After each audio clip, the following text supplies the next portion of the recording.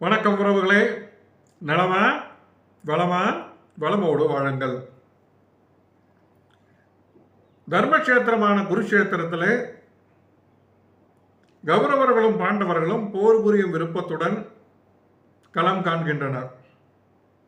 தன்னை எதிர்த்து போரிட வந்திருக்கக்கூடியவர்கள் யார் என்பதை பார்த்திடும் பொருட்டு அர்ஜுனன் ஆணையிட பார்த்தனுக்கு சாரதியாக இருக்கக்கூடிய கிருஷ்ண பரமாத்மா ரதத்தினை இருந்த சேனைகளுக்கும் இடையிலே கொண்டு போய் நிறுத்துகின்றார். எல்லாரையும் பார்க்கிறான். பார்த்தவுடனே அவன் மனது சஞ்சலம் அடைகின்றது. அந்த பதங்களை பற்றி தான் இன்னைக்கு நாம பகவத்கீதையில பாமரனின் பார்வையில் அப்படிங்கிற நிகழ்வா பார்க்க போறோம். 27 மற்றும் 28 இந்த பதங்கள்ல சின்ன சின்ன செய்திகள் சொல்லப்பட்டிருக்கு.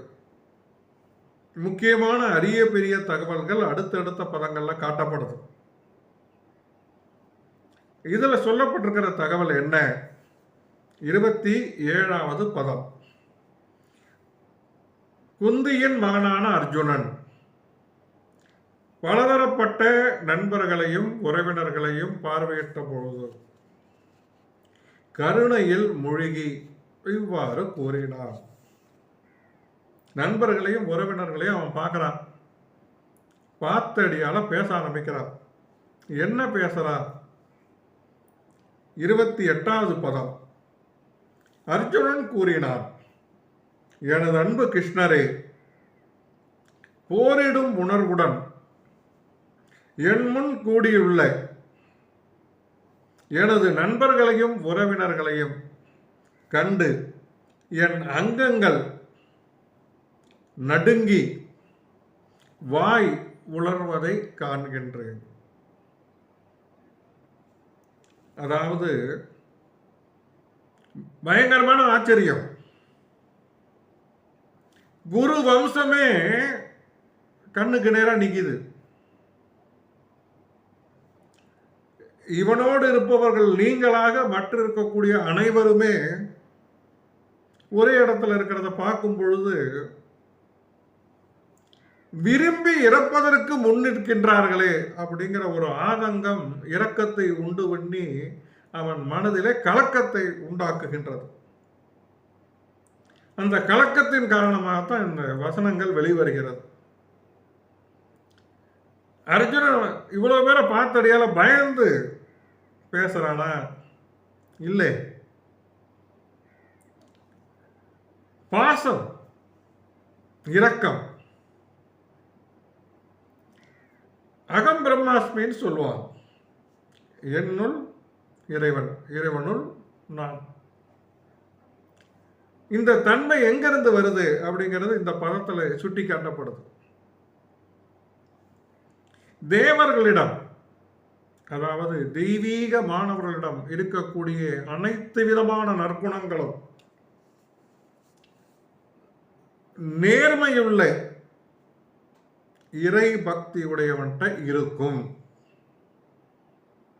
அது என்னப்பா நேர்மையுள்ள இறை பக்தி அப்படிங்கிறீங்களா? முதல்ல இறை நம்பிக்கை. பக்தனுக்கும் தொண்டனுக்கும், அதாவது அடியவர்களுக்கும் வித்தியாசங்கள் இருக்கு.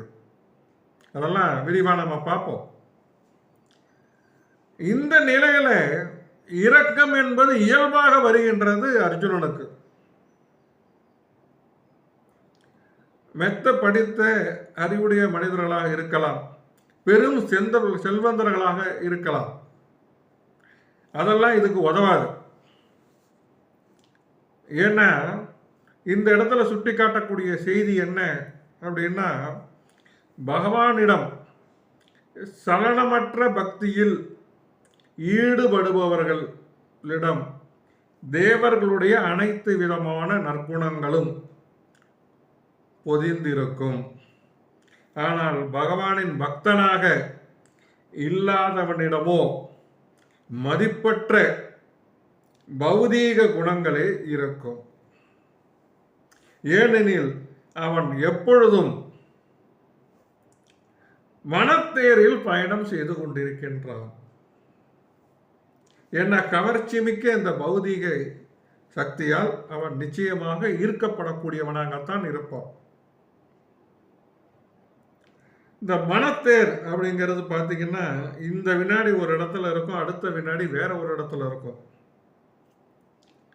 சலனமற்ற பக்தி. நேற்றைய காணொலியில் ஒரு தகவலை நாம பகிர்ந்திருப்பேன். சமாதி நிலை, தியான யோகத்தில் வரக்கூடிய சமாதி நிலை, அது சலனமற்ற தன்மையின் மூலமாக வர வேண்டியதுதான்.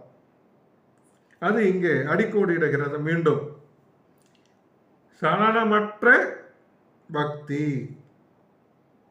அந்த நிலை யாருக்கு இருக்கின்றதோ அவர்கள் சமாதி நிலை அடைவார்கள், இறைத்தன்மை பெறுவார்கள்.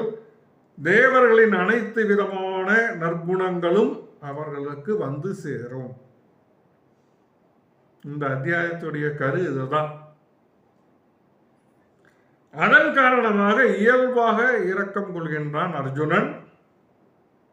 இத்தனை பேர் இறக்க தயாரா வந்திருக்காங்களே, என்னடா பகவானே இது அப்படின்னு வருத்தப்படுறான். இன்னும் சொல்ல போனா அழுதே விட்டான் ஐயா. அவ்வளோ பேரை பார்த்து அடியால இவ்வளோ பேருமா அப்படின்னு.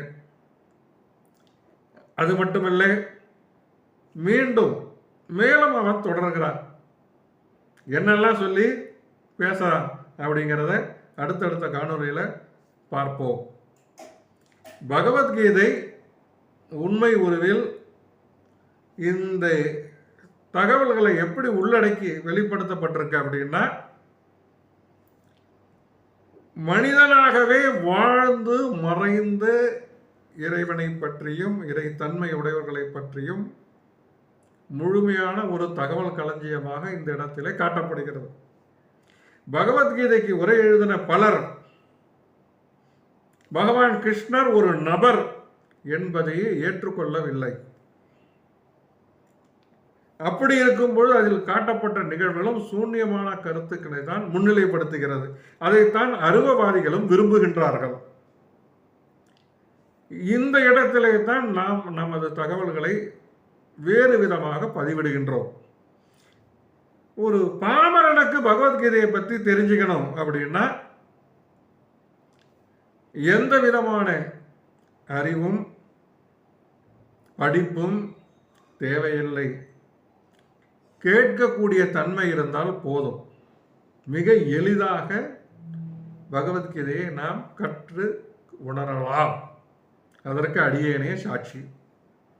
வரக்கூடிய காலங்களில் மேற்கொண்டு இதை பற்றி முழுமையாக ஆராய்ந்து அனைவரும் பயன்பெறுவோம். அதுவரை உங்களிடமிருந்து விடைபெறுவது என்றும் உங்களோடு பயணிக்கும் சக பயணி மதுரகவி கோபாலகிருஷ்ணன், காயாரிலிருந்து. உங்களுக்காக நான் என்றும் உங்களோடுதான்.